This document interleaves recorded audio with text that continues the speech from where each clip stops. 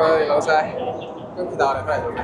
教大家點樣做職業買手啊，個團有冇名㗎？叫做諾亞遊學團咯。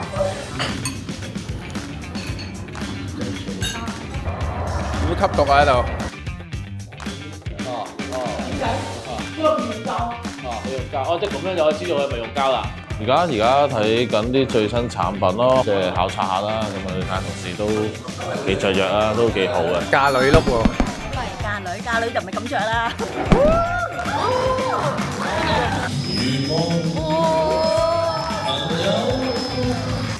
有冇擔心我哋嘅老細？係啊，佢咁可愛，好似嗰隻熊貓咁，我驚佢俾人捉走嘅。唔好睇我哋好似吃喝玩樂咁開心啊！我哋今次專程由香港遠赴佛山，就係帶大家去北上買村拎攻略噶啦！歡迎收睇第一集嘅諾亞遊學團，希望仲有下一集啦！喺正片之前呢，就記得 subscribe 同埋 like 我哋嘅 channel 啦，咁就唔會錯過買磚嘅資訊啦，仲有其他設計嘅小貼士噶。遲到喎。力正。定係準時啊你？係我哋早到啫係嘛？準時7點半啊嘛，睇大家準唔準時啊？我7點32啫。7點34，車我過嚟。7點34。哦。佢超搞笑啊！佢張回鄉證上一張啊，仲係 BB 樣，2歲嘅。你話我2歲啊，咪你唔好對自己張相咁恐懼先啦。好恐怖啊！男雖仔然真係好似嗰啲山區嗰啲咧。好，咁我哋啊正式出發啦！你睇佢買酒買得幾開心啊，就知我哋今晚有幾瀨嘢啦！咪好多酒，一齊飲啊嘛，係咪先？大陸文化啊嘛，唔飲酒唔得㗎。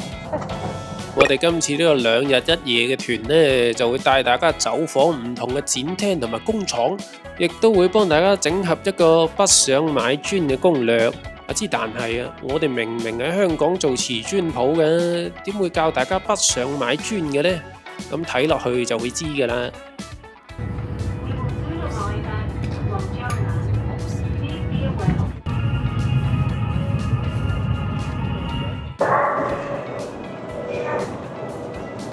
首先，我哋第一站就嚟到廣州南站，而家出發去緊福美嘅展廳啦，仲約咗佢哋總經理親自帶路添喎，係咪好有 face 呢？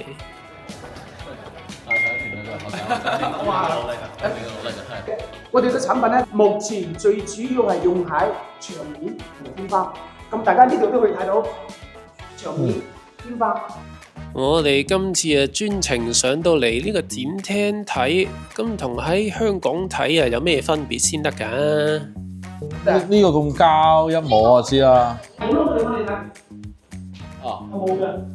呢度咧你睇，點解？因為佢用膠。佢用膠，即係咁樣就可以知道佢係咪用膠啦。係啊。原來係教我哋點樣分真假軟瓷喎。用電筒照呢，就係其中一個方法啦，唔好話我哋唔塞錢落你哋嘅袋啊！即係用膠會有咩問題咧？第一，防火牆。第二咧，你用膠之後咧，2-3年之後一定會變色。第二，用膠入邊你唔知佢有咩材料，好多好臭，有毒嘅。大家都知早前雲福苑大火，咁所以防火物料都相當重要㗎。呢個係 A 級嘅，我哋而家 A 級攞咗歐洲嘅、美國嘅，國內嘅都有，韓國嘅有。好多坊間嘅軟瓷都話自己有 A 級防火㗎啦，邊個真邊個假先得㗎？你知啦，而家啲檢測報告啊可以好流嘅。A 級防火咧。佢哋有啲點樣做咧？有幾種方式，佢加做研究。上一次我哋有個客戶，即係攞俾我哋嘅樣板，一睇係啊，好似超量，即係唔會着火喎。一睇就係入邊有石面。有石面添啊！呢個係好多國家係禁止嘅。係啊，唔得噶嘛。石面係防火噶嘛。佢加咗上面嘅成分入邊。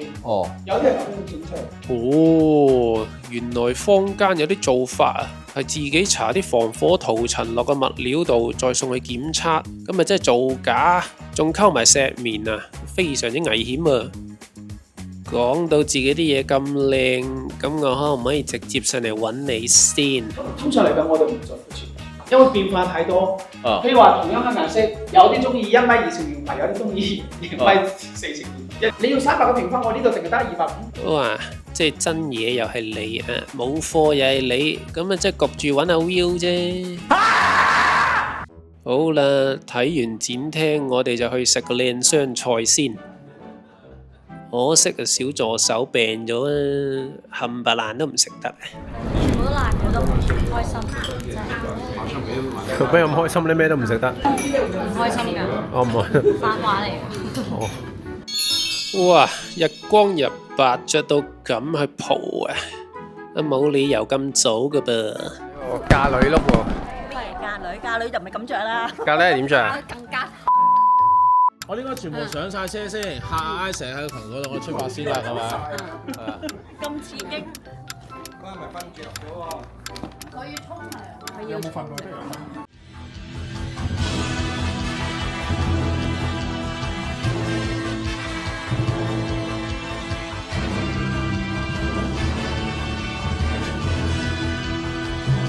呢位同事遲到咁多分鐘啊，唔知要罰幾多杯啦！祝佢好運啦嚇！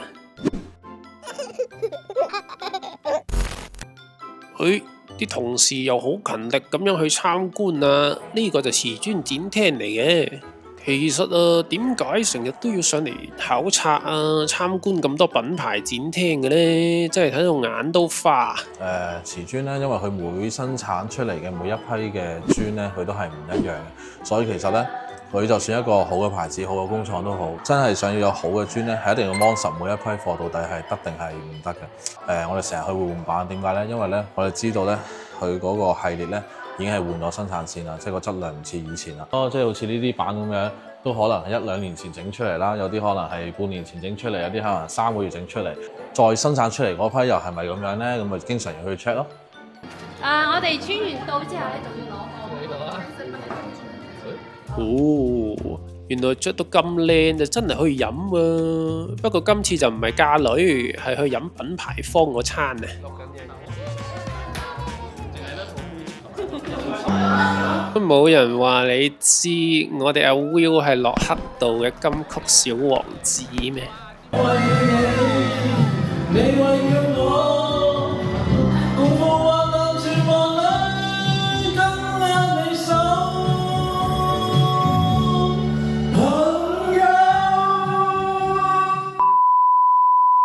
早晨啊！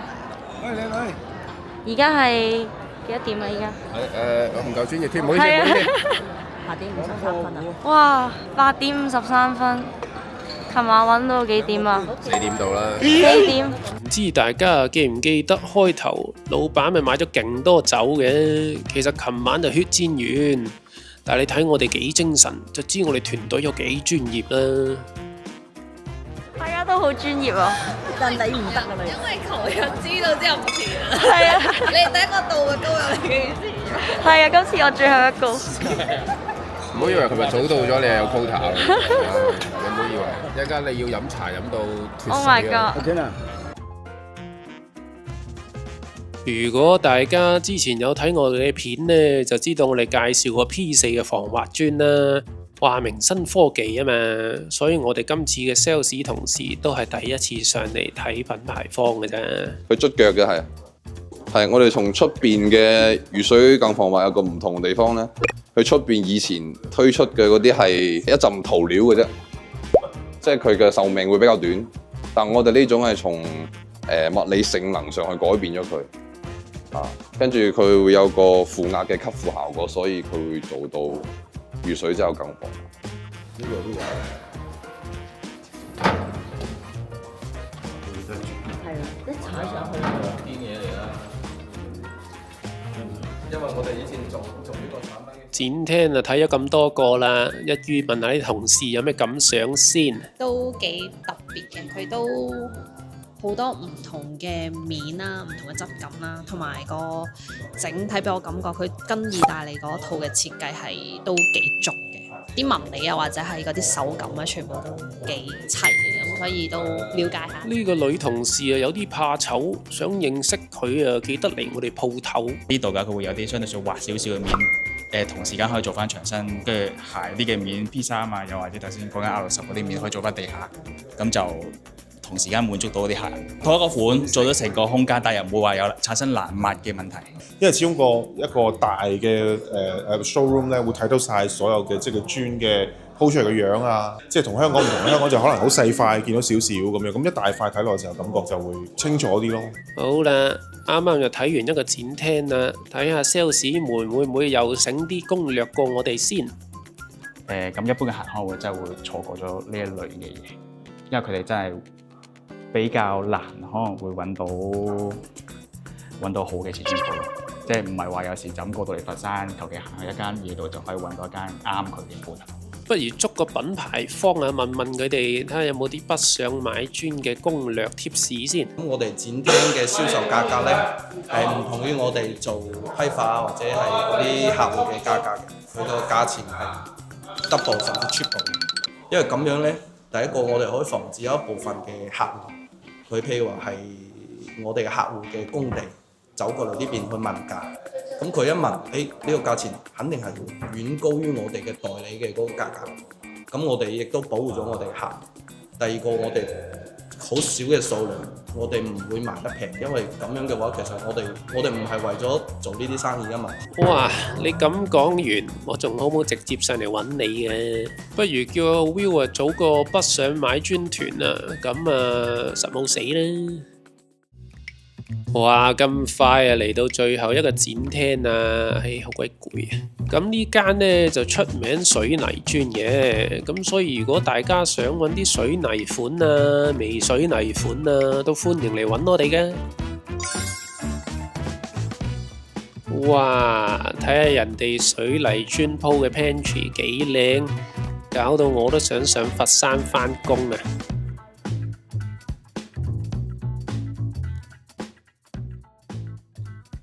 有留意開我哋 channel 嘅觀眾就知道我哋成日睇廠㗎啦。今次呢，就係 sales 同事們第一次去現場睇廠啊！睇完覺得點啊？非常之開心，好新奇喎！點解啊？原來咧知道瓷磚咧係咁生產出嚟，即係以前咧即係買磚買咗咁多年啦，一路都冇乜即係機會去即係睇到瓷磚嘅廠，咁你終於見到啦，咁啊可以一量夠掂。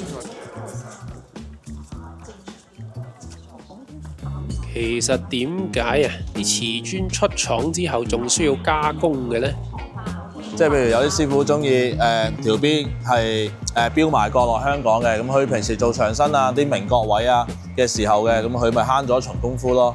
如果我自己上嚟買磚，又想加工整下腳線，咁麻唔麻煩呢？首先呢，佢係咁樣嘅，磨咗兩邊先，咁之後呢，就喺呢部機嚟切嘅啦。切開咁樣，比如話一開三咁樣，呢度咁樣磨兩邊之後咁樣切開，咁就呢一條已經成型啦。切開之後咧，好似磨一邊嘅，咁然之後咧，呢個就係我哋哇，好似好麻煩咁啊！如果自己搞啊，真係頭都痕啊！因為加工一個動作其實好似好簡單啦，其實當中係有好多個環節，倉庫提貨啦、運輸啦，然之後到加工廠啦。咁加工廠然之後又會有好多唔同嘅訂單，即係需要去整理得好啦。咁啊，啲磚加工得靚唔靚，或者要加工成乜嘢嘅尺寸，係個流水線一出嚟嘅時候咧，就要逐片逐片咁樣睇過，確認冇問題啦，咁先至打包出廠咁咯。步驟咁複雜，睇怕我都要喺佛山留多個 weekend， 望住成個工序至得啦。喂，醒少少物流嘅攻略嚟好啊！成日又話查車，又話報關，乜乜七七咁，到底物流嘅流程係點嘅？就算查車，你每一個環節啊，我哋都會跟蹤到嘅，跟蹤到。比如話呢家呢啲貨喺度查車中，大概要幾點鐘出嚟？如果嗰部車一查完啦，一過完關啦，就會即刻通知香港嗰邊聯繫客人幾點送貨，呢樣都係比較準時嘅。好彩有我哋佛山嘅主管清哥幫我哋睇實成個物流嘅過程。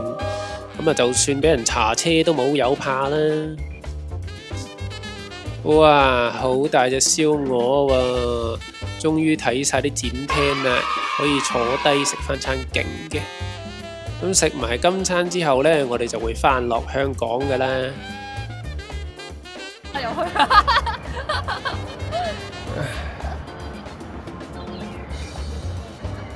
充滿住呢一個教育意義。好啦，今次嘅遊學團啊，帶大家遊到呢度啦，希望下次可以去意大利啦嚇。下集見，拜拜。